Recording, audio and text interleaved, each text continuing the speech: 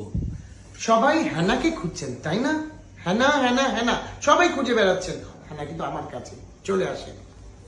হ্যানা হ্যানা হ্যানা একটু দাঁড়াও হ্যানা। বুবলিকে কখনো হাতছাড়া করবেন না বারিশা হক এবং গৌতম শাহ।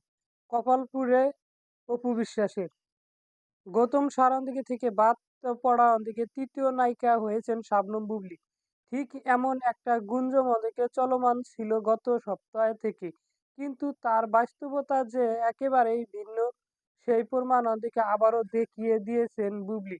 গতকাল বারিশা হক এবং গৌতম শাহর সাথে সাক্ষাৎকারটার সময় পার করেছেন তিনি, যেখানে ওদিকে তাদের আনন্দ ঘেরা ওদিকে মুহূর্তগুলো বলে দেয় যে তাদের মধ্যকার দিকে সম্পর্কে দিকটির দিকে অবনতি নয়, বরং উন্নত হয়েছে।